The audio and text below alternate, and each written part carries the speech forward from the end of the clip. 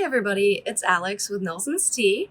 I'm here to talk to you today about the easiest, simplest way to make iced tea at home, and it's through a process we call ambient steeping.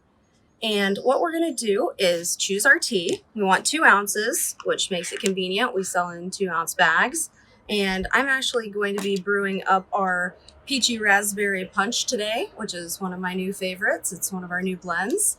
And what we'll do is take this 2 ounces of tea and pour it directly into a pitcher that you, I'm sure, have in your household kitchen. And then, because this is a rooibos-based tea, we're going to follow our time and temperature rules on the back here. We're going to look at rooibos, and we want to steep that at 203. Now, normally we would do that in a 4-minute interval, but because we're doing an ambient steep today, we're going to do it just a tad differently. But our water temperature is going to stay the same. So I'm going to use 1 quart, which is 1/4 approximately of the pitcher, to put over the rooibos tea that we have in here, the 2 ounces of the peachy raspberry punch.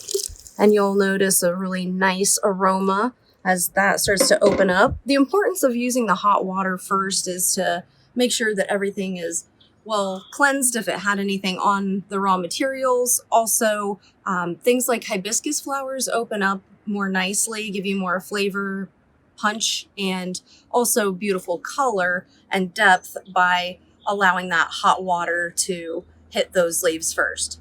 So now that we've got our 1/4 of a gallon in, or our quart, then we're going to add, this is reverse osmosis, just room temperature water. Of course, the purer the water you use, the better the flavor of your tea will be.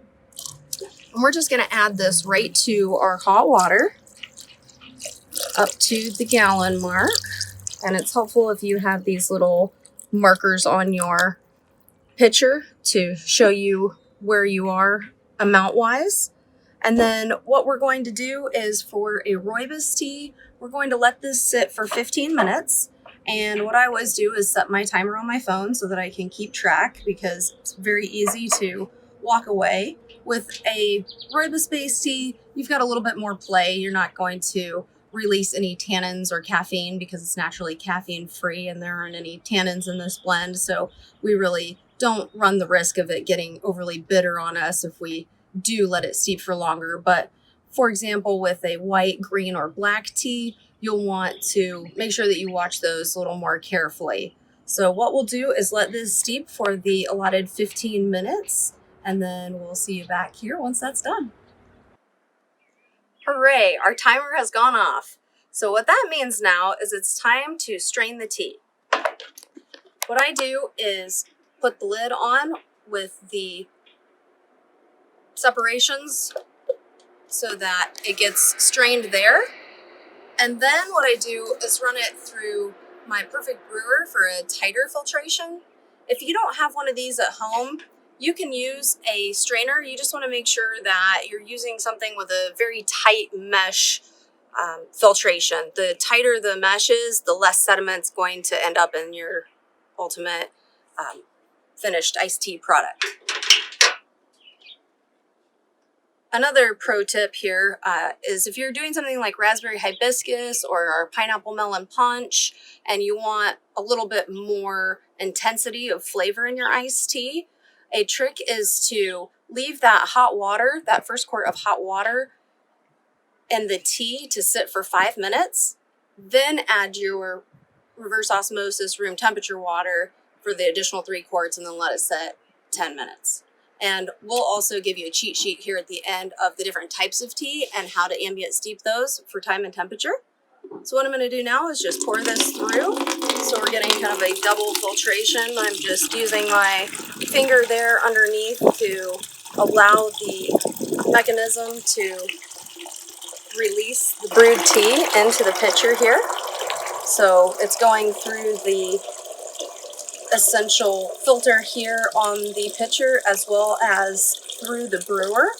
See that beautiful color here? That's from the hibiscus. And if you let it sit for that 5 minutes with the hot water on it, that 203 Fahrenheit water, before you add the cool, you'll notice you get a more intense not only flavor but color to your tea, which is great because what we're doing here is essentially making this in a more concentrated form to be able to pour over ice later.